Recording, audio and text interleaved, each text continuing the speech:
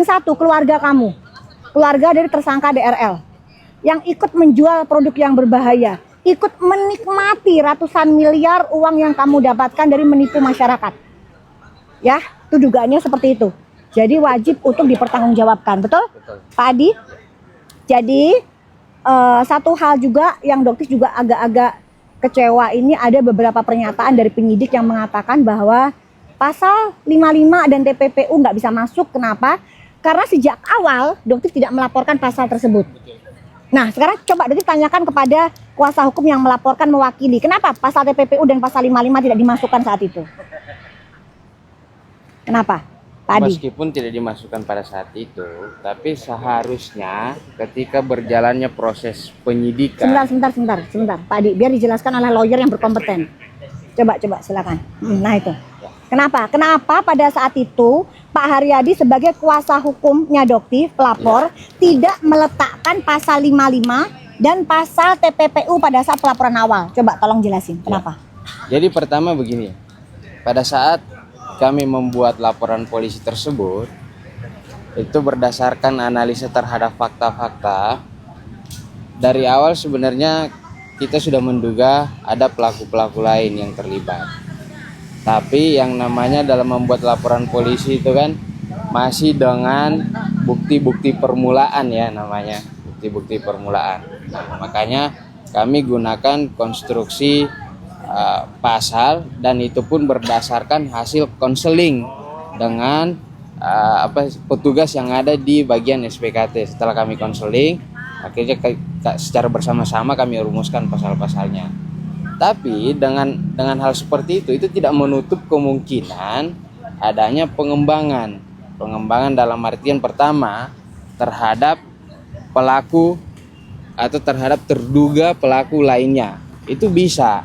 Kemudian selain itu terdapat pengembangan dalam hal tindak pidananya, ya misalnya contoh yang awalnya adalah tindak pidana perlindungan konsumen dan tindak pidana kesehatan berkembang berdasarkan fakta-fakta penyidikan, ternyata ada dugaan tindak pidana pencucian uang. Itu bisa dikembangkan. Mekanismenya seperti apa? Ya tentu penyidik lebih paham terkait dengan hal ini melalui gelar perkara, melalui pendapat ahli seperti apa, apakah bisa dikembangkan. Nah, setelah dilakukan pelaporan polisi di awal tadi, itu juga kita sudah merumuskan terlapornya itu dalam lidik. Kita sudah merumuskan terlapornya. Jadi dalam lidik ya. Jadi dalam lidik ya guys ya. Dalam lidik, bukan melaporkan hanya DRL aja. Tidak. Kita dalam lidik. Oke. Dalam lidik itu artinya semua yang berkaitan bisa kena semua. Betul. Kami sengaja dalam lidik karena dugaan awal kami ada pelaku-pelaku lain yang bisa terlibat dalam permasalahan ini, sehingga jika seperti itu penyidik nantinya mudah dalam melakukan pengembangan, tidak terfokus kepada satu orang saja, tapi bisa dilihat siapa saja yang memiliki keterlibatan baik secara langsung ataupun tidak langsung dalam proses pelaksanaan tindak pidana yang kami duga ini, yang kami laporkan. Seperti itu kira-kira. Oke, jadi begitu ya. Jadi udah pada jelas ya. Jadi memang begitu ya guys. Jadi tidak hanya kepada saudara tersangka DRL semata dia doang, enggak. Gitu. Nah, terus untuk Bro Aziz juga ya, udah dijelasin ya. Produknya tidak ber-BPOM karena relabeling dan jangan menggunakan strategi endorsement. Ya, karena seluruh dunia bahkan belahan neraka juga tahu ya itu produk klien Anda. Oke, jadi nggak mungkin itu endorsement. Bagaimana endorsement? Sementara uang dari semua keuntungan produk itu mengalirnya ke rekening istri kamu atau ke perusahaan kamu sendiri. Nggak lucu, endorsement itu mempromosikan barang selesai dengan perjanjian tertentu, dengan sejumlah uang tertentu selesai. Ini kan tidak. Produk kamu semua itu keuntungannya mengalir ke rekening istri kamu dan kamu. Bagaimana dikatakan endorsement? Tolong yang Bro Aziz dipelajari dulu kasusnya dengan matang. Ya, jadi supaya tidak jadi bahan olok-olokan masyarakat Indonesia. Dan untuk kasus pelaporan ilegal akses terhadap SS gimana? Ya, makasih teman-teman. Oke.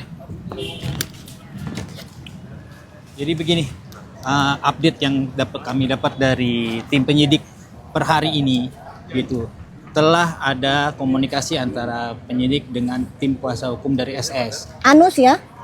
Ya, kita bilang dari kuasa hukum aja. Ya, Bu, kuasa ya. hukum kalau Doti Pak Anies. Nah, kemungkinan ini kemungkinan sedang dipersiapkan untuk pemeriksaan dijadwalkan di minggu depan. Itu ya antara hari Selasa atau hari Rabu. Dan ini kemungkinan akan diambil tindakan yang patut dilakukan oleh tim penyidik. Dalam hal ini karena ini melakukan terkait dengan illegal access, kemungkinan yang akan dilakukan oleh tim penyidik ini adanya penyitaan akun milik terlapor. Jadi kami mohon kepada tim penyidik, tim cyber agar dapat dilakukan pemeriksaan pada tahap penyidikan ini. Jangan dapat dilakukan untuk dilakukan permintaan penundaan lagi yang sudah dilakukan oleh tim SS seperti kemarin ini.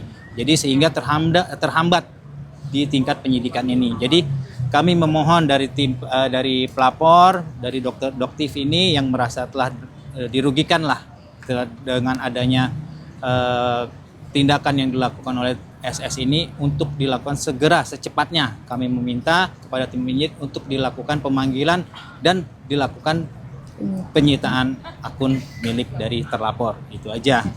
Jadi untuk sementara itu. Nah, yang kedua terkait laporan kami yang ada di Polres Jakarta Timur terkait dengan saudari terlapor juga, saudari SS, setelah dilakukan pemanggilan terhadap saksi dari terlapor yaitu saudara Panda dan saya lupa satu lagi, dan kini tinggal menunggu kedatangan dari pihak terlapor yaitu SS untuk memberikan keterangannya di depan penyidik Polres Jakarta Timur terkait dengan kejadian waktu penyebaran fitnah di kejadian di Ayam Suwarti.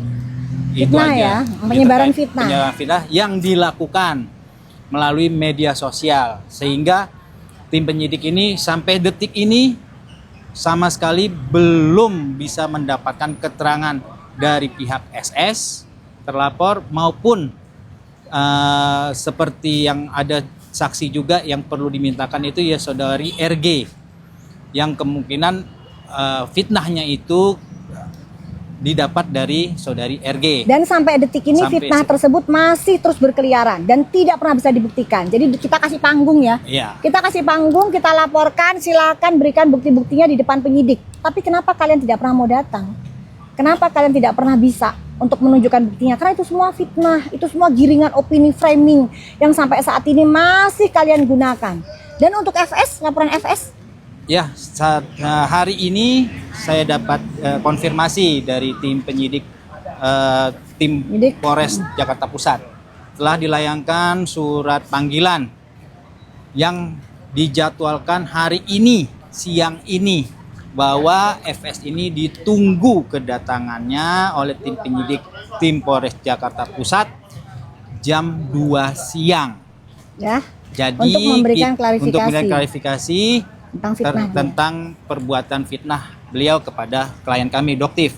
Jadi kami mohon kepada FS, saudari FS yang telah membuat fitnah di media sosial yang sangat merugikan klien kami Doktif, mohon untuk hadir sebagai masyarakat yang taat hukum, apalagi FS juga mengerti, yang kita anggap mengerti hukum. Kami mohon. Meskipun cuma lulusan paket C, SD, tapi Doktif yakin kamu ngerti soal hukum. Kami mohon untuk hadir panggilan tim penyidik dari Polres Jakarta Kemarin Pusat. sempat juga dikatakan bahwa yang kirim surat adalah kurir. Betul. Padahal itu adalah kanit ya dari penyidik Polres Jakarta Pusat. Dan kebetulan memang diantarkan langsung oleh tim jadi bukan penyidik. Kurir, tapi dia mengatakan bahwa yang mengantarkan tuh hanya kurir semata. Padahal itu adalah kanit ya, kanit yang langsung mengantarkan. Kenapa? Karena kasusnya FS ini juga sudah menjadi atensi ya. Betul. Karena dia memberikan statement halusinasi atau hoax bahwa laporannya Doktif itu yang nggak jalan dan tidak pernah ada surat panggilan seperti itu. Jadi akhirnya otomatis karena juga penyidiknya juga gedek juga ya dengan berbagai macam hoax yang dilontarkan oleh saudara FS ini, termasuk salah satunya adalah pelaporan DRL yang bukan atas nama Doktif. Ya, itu jelas banget yang melaporkan adalah Doktif, tapi dia melemparkan hoax bahwa itu bukan Doktif. Jadi untuk FS ya alias Nepos Sudahlah, berhenti. Ya udah capek, masyarakat Indonesia tuh nggak ada yang dengerin kamu. Ya udah nggak ada yang dengerin mulutnya kamu tuh nggak ada ya. Sekarang Doktif kasih panggung, kamu hadapi yang namanya penyidik, berikan bukti-bukti bahwa Doktif pernah memeras owner atau yang dia katakan kalau nggak memberikan uang sejumlah nominal tertentu maka Doktif akan menjelekkan produknya. Itu semua buktikan. Dan begitupun kepada si Intan ya atau Miss Gosip juga begitu. Ya kan? Betul, Dia betul. bilang bahwa Doktif menjual produk yang berbahaya. Itu namanya SPKT buka 24 jam. 7 kali 24 jam laporkan. Bahkan di sini dia ada Pak BPI juga. Ya kan kalau misalnya Doktif juga menjual produk yang berbahaya, pasti beliau juga meminta sama ya Pak Eko ya. Sama laporkan dong Doktif. Jangan cuma cuap-cuap doang di medsos. Ya, jadi kepada ex napi ya Intan, ya kamu napi dari apa kasus sama ya, kasusnya sama. Undang-undang ITE juga. Jadi dia menganggap mungkin sudah biasa kali lakukan. Dan untuk kasus yang sama kalau kali ini Doktif melaporkan Intan itu Miss Gosip itu atas Undang-Undang ITE, pencemaran nama baik dan fitnah. Fitnah, betul. Jadi lebih berat ya. Bang Caca ya lebih Iya. berat. Jadi ini ancamannya 3 tahun plus 9 bulan. Dan ini berulang. Jadi dipastikan hukumannya pasti lebih berat karena tindak pidana berulang Itu ya. ada pertimbangan untuk pelaku tindak pidana yang Berulang ya. Jadi ya sudah kamu laporkan aja. Kamu punya bukti katanya laporkan ke SPKT Doktif menjual produk berbahaya. Ya, oke. Sip. Thank you ya. Oke guys ya. Apa? Apa? Yuk. Aduh sebenarnya sih nggak penting banget itu orang. Masih didengerin aja tuh ex napi. Pokoknya intinya gini, kalau untuk Miss Gosip saya Aduh. bilang Anda sebagai Numpang orang pansos dia Anda sebagai sama orang dibiayain Aceh, sama Nepal. tolong jangan memalukan dengan pernyataan-pernyataan yang bohong. Oh sesama orang Aceh nih ya. Sesama orang Aceh. Jadi Anda memperlakukan orang Aceh itu dianggap sebagai, jadi Anda telah menjelekkan nama baik orang Aceh yang memberikan pernyataan tanpa adanya bukti yang kuat. Sehingga saya mohon kepada Miss Gosip, sekali lagi, tolong kalau memberikan pernyataan harus disertakan dengan bukti yang kuat. Sehingga tidak akan menjerumuskan Anda sendiri ke depannya. Intinya seperti itu aja. Yang kemarin terbaru dia memberikan pernyataan yang lucu. Dia bilang bahwa Doktif melakukan KDRT terhadap pasangan Doktif. Itu lucu banget itu. KDRT tuh mana laporan KDRT-nya gitu ya. Gimana Bang Caca coba? Aduh, sampai kita semua ini orang dapat dari mana sih? Orang gila itu satu itu ya. Bisa bilang mengatakan KDRT, Doktif melakukan KDRT. Mukul kucing aja kita nggak pernah. Jadi gitu tolong loh. intinya kalau ingin memberikan informasi yang benar, tolong buktikan.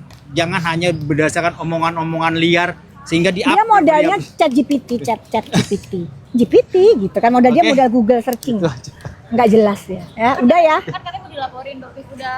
Sudah dilaporkan. Jadi mungkin minggu depan panggilan Doktif ke Polres Jakarta Selatan untuk memberikan keterangan ya. Pencemaran nama baik dan fitnah karena dia bilang bahwa Doktif menjual produk yang berbahaya kan. Dan laporannya nggak cuma satu ya, ada banyak ya. Jadi pidana berulang. Dia pidana berulang. Jadi Doktif pengennya sih dia bisa dipidana setidaknya masuk penjara 4 tahun lah ya. Kan kemarin Ancaman cuma hukuman. sebulan.